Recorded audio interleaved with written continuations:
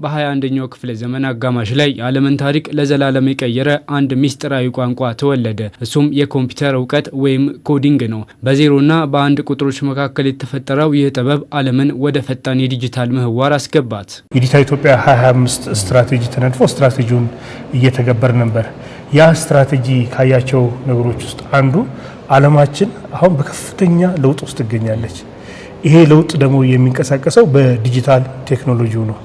ስለዚህ በዚህ በሚመጣው ዓለም ላይ አሁንም ባለው ዓለም ላይ ስራ ለመስራትም ሆነ አገልግሎት ለማግኘት ዲጂታል ወሳኝ ነው። ዛሬ ዓለም ያለ ቴክኖሎጂ መንቀሳቀስ አትችልም። ትምህርት፣ ጤና፣ ንግድ፣ ፖለቲካ ሙሉ በሙሉ በዲጂታል መስመር ላይ ወድቀዋል። የዲጂታል ጉዳይ የአንድ ዘርፍ ጉዳይ አይደለም።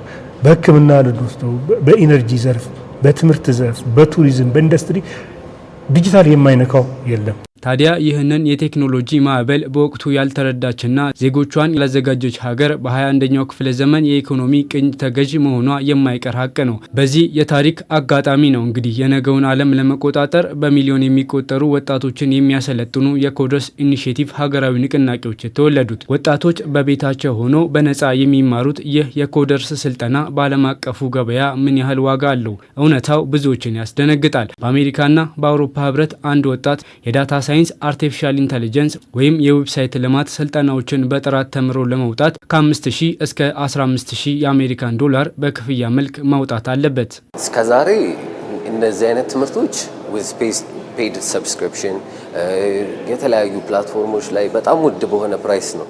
እንደውም በቀንም ሪካርዲንግ አማውንት ያለው ውድ በኢትዮጵያ ብር ሳይሆን በዩኤስ ዶላር የሚከፈልበት ነበር እና ፍሪ ኦፖርቹኒቲ ካገኘን ደግሞ አለመውሰድ ያሳፍራል። فرص العمل فطالما في بيانات የፕሮግራሙ ዓላማ ምንም አይነት ቅድመ ሁኔታ ሳይኖር ከፍተኛ ቁጥር ያላቸውን ወጣቶች በነፃ ማሰልጠን ነው። ምክንያቱም የኢኮኖሚ እድገትና የቴክኖሎጂ እውቀትን ለማሳደግ እንዲሁም ቴክኖሎጂውን በመጠቀም የህብረተሰቡን ፍላጎት ለማሟላት አስተዋጽኦ ያደርጋልና። كيفية استخدامها وتسخيرها في تلبية حاجات المجتمع። ይህንን እጅግ ውድና ለብዙዎች የማይታሰብ ስልጠና ነው የሀገራቱ መንግስታት ለዜጎቻቸው በነፃ ያቀረቡት። እነዚህን ኮርሶች ለማልማት ለዓለም አቀፍ አስተማሪዎች ለመክፈል እጅግ ዘመናዊ የኦንላይን መማሪያ መድረኮችን ለመገንባትና በሚሊዮን የሚቆጠሩ ሰልጣኞችን መረጃ ለማስተናገድ ሀገራቱ በቢሊዮን የሚቆጠር ዶላር በጀት መድበዋል። ይህ የሚያሳየው ስልጠናው ምን ያህል ለዜጎች ወሳኝ መሆኑን ነው። ይህም ሀገራት የወደፊት ህልውናቸውን ለመወሰን ያደረጉት እጅግ ውድና ስትራቴጂካዊ ኢንቨስትመንት ነው። የዚህ ዓለም አቀፍ ንቅናቄ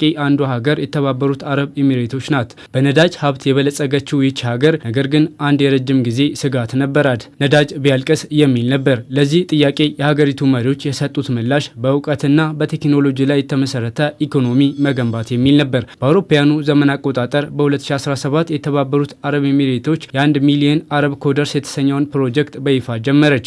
ወጣቶች ወደ ፈጠራና ወደ ስራ እንዲሰማሩ ለማድረግ ነው። ፕሮግራሙ ሙሉ በሙሉ በነፃ የኦንላይን ትምህርት፣ የገንዘብ ሽልማቶችና የስራ እድሎችን በማመቻቸት ሚሊዮኖችን የአይቲ ባለሙያ አደረገ። ሀገሪቷ በዚህ ተሞክሯ የራሷን የቴክኖሎጂ ከተማ ዱባይ ኢንተርኔት ሲቲ በመገንባት በዓለም አቀፍ በቴክኖሎጂ እውቀት ተጠቃሽ ለመሆን በቅታለች። ከመካከለኛው ምስራቅ በመነሳት ይህ የኮደርስ ስልጠና ወደ መካከለኛው ኤሽያ ተሻገረ። ቀጣዩዋ የኮደርስ ኢኒሼቲቭ መዳረሻ ኡዝቤኪስታን ሆነች። ኡዝቤኪስታን ከሶቪየት ህብረት መፈራረስ በኋላ ኢኮኖሚዋን ለማዘመን ብዙ የደከመች ሀገር ናት። ይሁንና ወጣቱ ትውልድ ስራ አጥነት እያጠቃው እንደሆነ የተገነዘበው የሀገሪቱ መንግስት በአውሮፓውያን ዘመን አቆጣጠር በ2019 ከተባበሩት አረብ ኤሚሬቶች ጋር በመስማማት የ1 ሚሊዮን ኡዝቤክ ኮደርስ የተሰኘውን ፕሮግራም ይፋ አደረጉ። የኡዝቤኪስታን ተሞክሮ ልዩ የሚያደርገው መንግስት ይህንን ስልጠና ከሀገሪቱ መደበኛ የትምህርት ስርዓትና ከሁለተኛ ደረጃ ትምህርት ቤቶች ጋር ማዋሃዱ ነው። ወጣቶች በመረጃ ትንተና፣ በድር ጣቢያ ግንባታ እና በአንድሮይድ መተግበሪያ ማበልጸግ ስራ ላይ ሰፊ ስልጠና ወሰዱ። በጥቂት ዓመታት ውስጥ በርካታ የኡዝቤኪስታን ወጣቶች በዓለም አቀፍ የዲጂታል ስራ ገበያዎች ላይ ገብተው ለሀገራቸው በሚሊዮን የሚቆጠር የውጭ ምንዛሬ ማምጣት ጀመሩ። ኡዝቤኪስታን አሁን ላይ በመካከለኛው ኤሽያ ትልቁ የቴክኖሎጂ ማዕከል ለመሆን እየሰራች ትገኛለች። እነዚህ ሀገራት ያረጋገጡት እውነት የዲጂታል እውቀት ድህነትንና ስራ አጥነትን ማጥፊያ ዘመናዊ መሳሪያ መሆኑን ነው። ኢትዮጵያ የረጅም ጊዜ ታሪክ ያላት ነገር ግን በኢንዱስትሪና በቴክኖሎጂ ጉዞዋ ወደ ኋላ ቀርታ የነበረች ሀገር ናት። ይህንን ክፍተት ለመሙላት የዲጂታል ኢትዮጵያ 2025 ስትራቴጂን ቀረጸች። የዚህ ስትራቴጂ ትልቁ ማሳያ ደግሞ በ2016 ይፋ የተደረገው የኢትዮ ኮደርስ ስልጠና ነው። ይህ ስልጠና ውድ ቢሆን ቢሆንም ኢትዮጵያ ግን ለዜጎቿ በነጻ በመስጠት ላይ ትገኛለች። የኮደርስ ስልጠና በ21ኛው ክፍለ ዘመን ራሷን ችላ ለመቆም ለምትታገል ሀገር የተዘረጋ መስመር ነው። ዓለም አቀፉ የኢኮኖሚ ፉክክር ከባህላዊ የኢንዱስትሪ ሽግግር ወጥቶ ሙሉ በሙሉ ወደ ዲጂታል መስመር ተቀይሯል። የዲጂታል ስኪል የሌለው ሶሳይቲ ካለ ያ ሶሳይቲ በዚህ በመጪው ዓለም ውስጥ ቦታ የለውም ማለት ነው። ስለዚህ ኢትዮጵያም በዓለም አቀፍ ደረጃ የሚገባትን ቦታ ለማግኘት ዜጎቿ የዲጂታል ስኪል እንዲኖራቸው ማድረግ ያስፈልጋል። እነዚህ በሚሊዮን የሚቆጠሩ ሰልጣኞች የነገውን የዓለም ገበያ የሚቀይሩ የራሳቸውን ሀገር መረጃ የሚጠብቁና አዳዲስ የዲጂታል መፍትሄዎችን የሚፈጥሩ የቴክኖሎጂ ጦረኞች ናቸው።